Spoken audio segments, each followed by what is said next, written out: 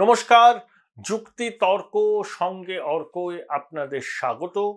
আপনাদের সঙ্গে আমি অর্কপ্রভু সরকার। 7ই মার্চ মহা যোগদান হবে বিজেপিতে, এমনই দাবি করেছেন বিরোধী দলনেতা শুভেন্দু অধিকারী। কলকাতা হাইকোর্টের প্রাক্তন বিচারপতি অভিজিৎ গঙ্গোপাধ্যায়, 5 বারের বিধায়ক, 10 বছরের কাউন্সিলর তাপস রায়, এরা তো বিজেপিতে যোগ দেবেনি আনুষ্ঠানিকভাবে।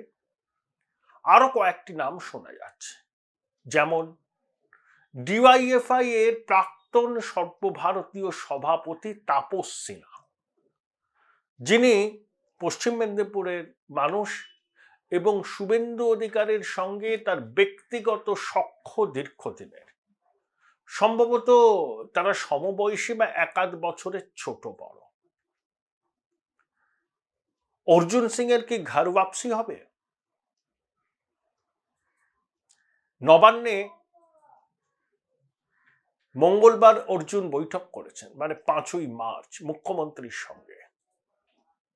তবে অনেকে বলেন অর্জুন বিবিধ পুলিশ কেস, মামলা, মকদ্দমা থেকে বাঁচতে বিজেপি ছেড়ে তৃণমূলে যোগ দিয়েছিলেন। যদিও সাংসদ পদ থেকে ইস্তফা দেননি, তার ছেলে এখনো তৃণমূলে, এই বিজেপিতেই রয়েছে বিধায়ক। তো বিজেপির রাজ্য নেতৃত্বের সঙ্গে অর্জুনের এখনো বেশ মধুর সম্পর্ক আছে। তাই অর্জুনের যদি ঘর ওয়াপসি হয়, আর সেটা খুব চমকপ্রদ খবর নয়। মুখ্যমন্ত্রীর সঙ্গে তার বৈঠক ফলপ্রসূ হয়েছে কিনা, তিনি ব্যারাকপুরের টিকিট পাবেন কিনা, সে বিষয়ে এখনো ধোঁয়াশা অব্যাহত। কারণ পার্থ ভৌমিক থেকে শুরু করে সোমনাথ শ্যাম যেভাবে অর্জুনের টিকিট প্রাপ্তির বিরুদ্ধে সরব হয়েছেন, যেভাবে সোমনাথ শ্যাম বলছেন তিনি মুখ্যমন্ত্রীকে চিঠি লিখবেন যাতে অর্জুনকে টিকিট না দেওয়া হয়, তা অর্জুন টিকিট পেলেও ব্যারাকপুর তার কাছে কতটা সুরক্ষিত আসন তা নিয়ে প্রশ্ন উঠবে।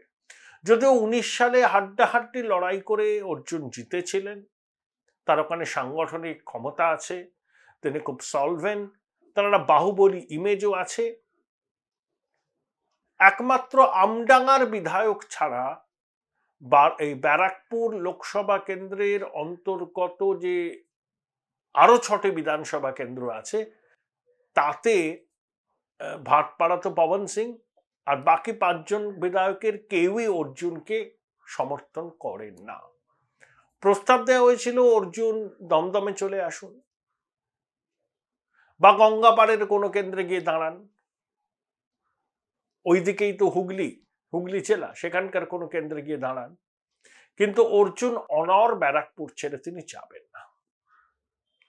তৃণমূল সেক্ষেত্রে টিকিট না দিলে অর্জুনের ঘর ওয়াপসি হবে, কিন্তু অর্জুনের ঘর ওয়াপসি হলেই, অর্জুন বিজেপির টিকিট পেয়ে দাঁড়ালেই যে ব্যারাকপুর ধরে রাখতে পারবেন সেটা নিয়ে কোনো গ্যারান্টি নেই।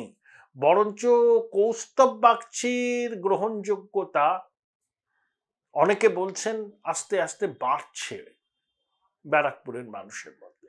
যদিও কৌস্তবের সেই সাংগঠনিক দক্ষতা বা আর্থিক বল আছে বলে আমি অন্তত মনে করি না। তিনি শুভেন্দু অধিকারীর ঘনিষ্ঠ, শুভেন্দুর হাত ধরেই তিনি বিজেপিতে এসছেন। তো সেক্ষেত্রে তিনি যদি টিকিট পান, তাকে সর্বতভাবে সাহায্য করার দায়িত্ব শুভেন্দুই নেবেন। তো এটা একটা বিষয়। আরো কিছু কাউন্সিলর নাকি যোগ দিতে পারে শোনা যাচ্ছে। Sugata Bose, Gardiner professor of history, Harvard বিশ্ববিদ্যালয়, তাকে আবার ভোট মঞ্চে দেখা যেতে পারে। সম্ভবত ডক্টর অনির্বাণ গাঙ্গুলি, যিনি বিজেপির প্রার্থী হয়েছেন জালুকবাড়ি লোকসভা কেন্দ্র থেকে, তার বিরুদ্ধেই ডক্টর সুগত বসুকে দাঁড় করানো হতে পারে। মমতা বন্দ্যোপাধ্যায় চাইছেন ডক্টর বোস দাঁড়ান, ডক্টর বোস নিমরাজি আরো 2-1 সাদাসাদি করলে তিনি দাঁড়িয়ে যাবেন।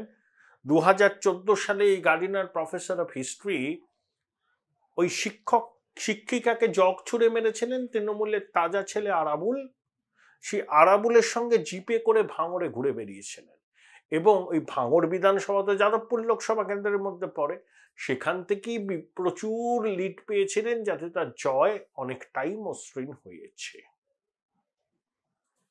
তাই Gardiner professor of history Sugata Bose হয়তো যাদবপুর লোকসভা কেন্দ্রে তৃণমূলের প্রার্থী হিসাবে দাঁড়াতে পারে। Join Indian Institute of Hotel Management now. Right choice, right decision. Abhijit Gangopadhyay আনুষ্ঠানিকভাবে বিজেপিতে যোগদান করবেন। মঙ্গলবার হাইকোর্টে বিচারপতির পদ থেকে ইস্তফা দিয়ে তিনি বাড়িতে সাংবাদিক বৈঠক করেছেন।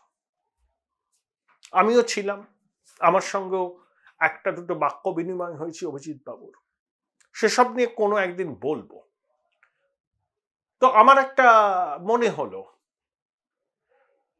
যে কলকাতা হাইকোর্ট থেকে ইস্তফা দিয়ে উনি বাড়িতে এসে সাংবাদিক বৈঠক করলেন, খুব ভালো কথা, কিন্তু 1100 দিন অতিক্রান্ত হয়ে গেল যে ছেলে মেয়েগুলো চাকরির দাবিতে পথে বসে আছেন, যাদের অনেকের কাছেই তিনি ভগবান, চাঁদ সদাগরের মনসা পুজো করার মতো হলেও একবার বুড়ি ছুঁয়ে যেতে পারতেন, এর প্রশ্নটা করছেন অনেকে। But there is no denying the fact Abhijit Ganguly has attained some iconic stature. তার বিবিধ পর্যবেক্ষণ, বিবিধ রায়, সময় বেঁধে দেওয়া, এসএসসি সার্ভার রুম যাতে কেন্দ্রীয় বাহিনীর নিরাপত্তার ঘেরাটোপে থাকে, 6টার মধ্যে হাজির হতে হবে প্রাথমিক শিক্ষা পর্ষদের চেয়ারম্যানকে, ওয়ে মার্কশিট প্রকাশ, এবং হ্যাঁ, তিনি আউট অফ বক্স ওয়েতে গিয়ে অনেক নির্দেশ দিয়েছেন, সমালোচনা হয়েছে, চ্যালেঞ্জ হয়েছে, আবার অনেকে বলছেন তার দেওয়া রায়ের 85% সুপ্রিম কোর্ট আপিল করেছে। আমরা আশা করেছিলাম সুড়ঙ্গের শেষে আলো দেখতে পাবো, আমি এখনো আশাবাদী। অভিজিৎ বাবুর ব্যক্তিগত সততা সমস্ত প্রশ্নের ঊর্ধ্বে। তাকে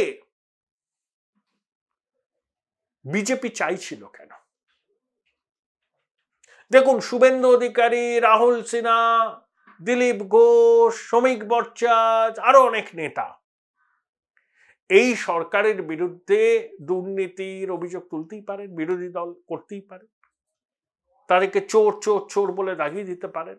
মানুষ তো একটা প্রশ্ন করতেই পারে যে যারা এই চিৎকারটা করছে তাদের ব্যক্তিগত সততা কি প্রশ্নের ঊর্ধ্বে? এইখানেই অভিজিৎ বাবুর গুরুত্ব, এটাই তার ইউএসপি। অর্থাৎ তার অতি বড় প্রতিপক্ষ বা শত্রু যাই বলুন না কেন, একটা কথা বলেন, অভিজিৎ গঙ্গোপাধ্যায় সৎ, তাহলে সততা তার পুঁজি।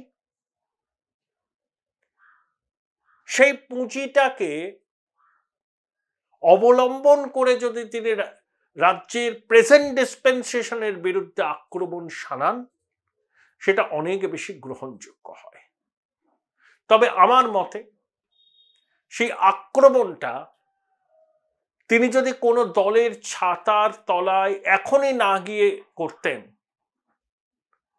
তাহলে তার গ্রহণযোগ্যতা, তার বক্তব্যের যথার্থতা আরো বেশি করে জনমানসে প্রতিষ্ঠিত হতো। তবে তিনি একজন আপোষহীন যোদ্ধা দুর্নীতির বিরুদ্ধে, কিন্তু একবার মনে হয় তার ওই যারা অবস্থান করছেন তাদের মঞ্চে গিয়ে বসা উচিত ছিল, ওখানেও সাংবাদিক বৈঠক করতে পারতেন। আমি অভিজিৎ বাবুর বিজেপিতে যোগদান, তার পরবর্তী পদক্ষেপ কি হতে পারে,